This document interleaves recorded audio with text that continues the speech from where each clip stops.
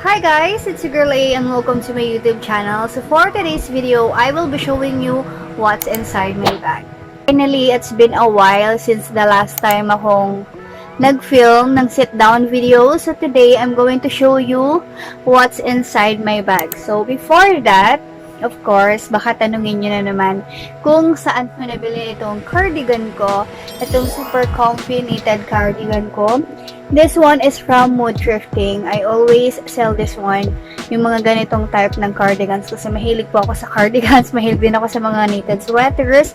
So, baka magustuhan nyo rin. So, visit nyo lang po yung aming Shopee account. Yung link is nasa description box below. So, here's my bag, guys. This bag is new lang siya. So, 1 day old pa lang siya. And kasi, this one, sobrang na-excite lang akong ipakita tong new bag ko kasi sobrang cute niya. It's chain, the quality, and all. Of course, the color, pang everyday ko talaga siya. Kasi, I'm looking for a bag na pang everyday na hindi madaling masira. Yung matibay talaga. So, syempre, ang naisip ko palagi kapag pagdating sa matibayan at saka affordable one is si Parisian talaga. So, hindi ito sponsored guys ha kasi how I wish, diba? Pero one of my favorite brand talaga. So, ayan, kapag naghahanap talaga ako ng bag, which is palagi ko talagang hinahanap is yung quality and then affordable one, which is, syempre, yung Parisian nga. So, syempre ako, ayun talaga yung una kong hahanapin since I'm a big fan ng Parisian dahil sobrang ganda ng quality ng mga bags nila, ng mga shoes nila. So, lagi pa silang may promo. So, Parisian talaga ako. Parisian on the go. So, this is my bag. This bag is binili to na rated for me for birthday gift. And ang color po nito is beige. And itong kanyang chain is parang color na siya ng pagka baby pink na may pagka pastel. Ganun yung color niya. And this one is beige siya. Sobrang smooth. Like, tignan nyo naman yung quality, diba? Sobrang ganda. Tas, what I love about bags is, bibili ako ng bags na spacious talaga. Kasi, kapag ako yung nagbabag, hindi ko alam, laging ang dami kong bit-bit sa bag ko. Kahit, konti lang naman yung kailangan ko. Pero, ganun ako mag-bag. Laging puno, laging siksik. So, this one is perfect for me. Nahirapan ako maghanap ng bag na pwede pang everyday. And ayoko kasi ng ganung kalakihan. Ayoko rin ng ganung kaliit. But, this one is perfect. And, ayun, tagal ko hinahanap siya.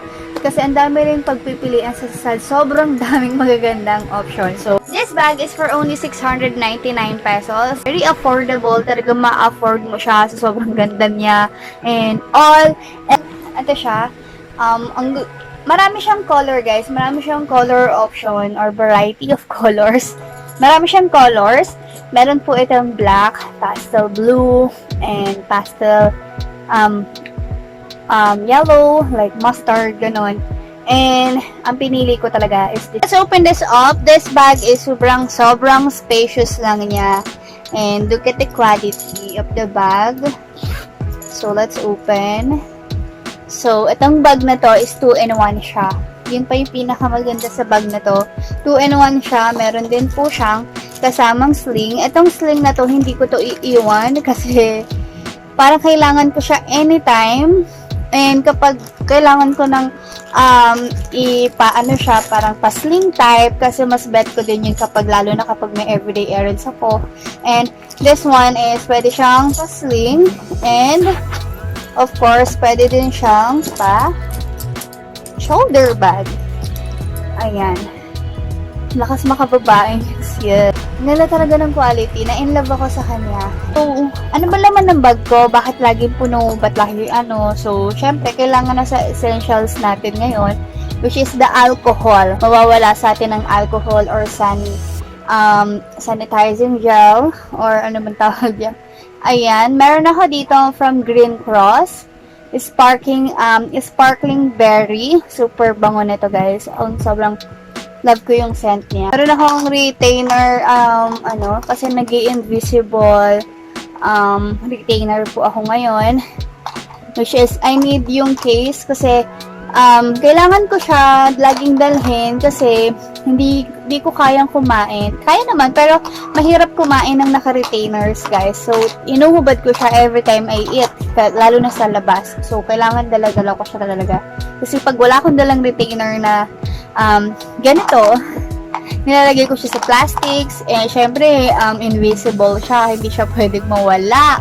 Pag plastic, transparent, diba? So, I got here my scrunchies. This scrunchies is binigay siya ng mama ko, which is color white.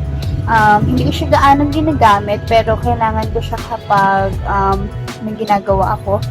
Kailangan talaga siya. Ayan siya. And also, I have here my favorite comb na binigay sa akin ng pinsan ko, which is giveaway niya sa bridal shower niya. May nakaukit dito na Andrea, which is this one is bamboo type of suklay. Ayan. Sobrang ganda nitong bamboo, bamboo na comb. So, ayan siya. Na may Bible verse and Andrea here. Meron ako dito sentimental, a very small box na pang necklace siya. So, this one is anniversary gift siya sa akin ni Raiden. Which is, nandito yung necklace na hindi ko masyadong ginagamit for everyday kasi ayoko siyang maluma. This one is ginagamit ko lang siya pag aalis kami or may special occasion na akong ginagawa. So, ito po yung necklace na yun na which is very close to my heart. Ay, sobrang pinag-effortan niya to. Niregalo niya to sa amin, no? Ninagala niya to sa akin ng anniversary. Sobrang kilig to the bones. Kahit hindi ako mahilig sa accessories, at least meron akong one accessory na ikikip. And also, meron pala ditong nilagay ko, which is napigtal siya, pero ito, this one. My father's gift. DIY siya, so pinag-effortan. Ginawa siya ng tatay ko nung araw ng birthday ko din last year. Last year nung birthday ko, nag-DIY siya and hindi ko inaakala ang gagawin to ng tatay ko sa akin, which is yung mag-DIY siya ng necklace for me. And this one is yung kawitan niya, tignan niyo, super cute lang ng kawitan niya since DIY nga siya. So, wala siyang material. So, ayan yung magiging kawitan niya. And, naputol lang siya kaya hindi ko siya nagamit. And, ayun. Super happy ko with this necklace. Ang saya lang sa feeling kapag yung magulang mo yung nag-e-effort sa mga ganito. Yung hindi ka bibilhan, yung kumbaga yung mga DIY nila, pag ganun kasi mas na-appreciate ko siya, yung ine-effort kasi binibili. Yan. This necklace is very sentimental for me. And gusto ko siya i-keep forever kung sakali. Of course, kaya naman i-keep siya for life. And, yay! So, this one, lagi itong nasa bag ko saan man ako magpunta. And, yeah. I have two wallets here, which is my coin purse. This one is gift din na Raiden to sa akin. Ito, hindi mawawala yung coin purse ko kasi lagi ako naglalagay ng mga barya sa aking mga lalo na kapag nagko-commute. Kasi kapag, kailangan ko ng coins every time na aalis ako. And this one, sobrang tibay nitong wallet na to. Itong wallet na to, guys, is nabili ko sa Shopee. So, yung link is nasa description box below. Kung gusto niyo mapanood yung haul ko na yun. And kung nasan yung link talaga nito. Kasi nalimutan ko na. Sobrang tagal na nito. I'll try na i-click nyo na lang yung video na yun. Tapos hanapin nyo doon yung link. So, this one is very nice. Super simple wallet. Alam nyo guys, hindi talaga ako mamahal.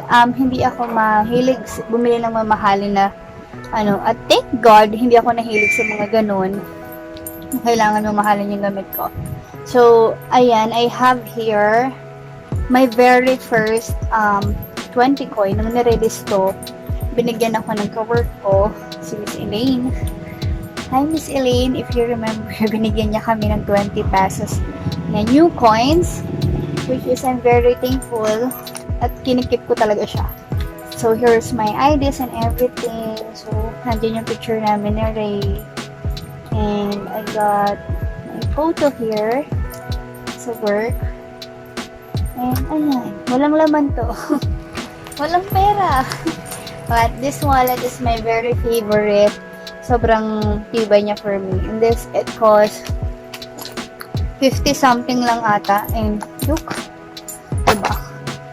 Okay, last but not the least, meron kasi siyang sa loob na compartment din, which is, yan, sobrang spacious din. Biruin mo, ilan yung nagkasya dito? May earphones. Ayan, may earphones, guys. Itong earphones na to, ginib to sa akin ng mama ko. So, wala kasi akong earphones. Ewan ko kung bakit, kasi hindi rin naman ako mahilig mag-earphones. But, I need earphones every time na mag-edit ako. Of course, I have here my strepsils.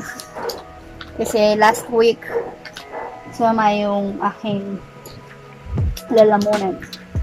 And I have here the Vicks. Ito. Kasi nung nakaraan nga, nagkaroon ako ng allergy. Tapos, sobrang naging sipon siya. And, nilabas ko talaga lahat. And, I have here my favorite clips. This one. Binili ko to.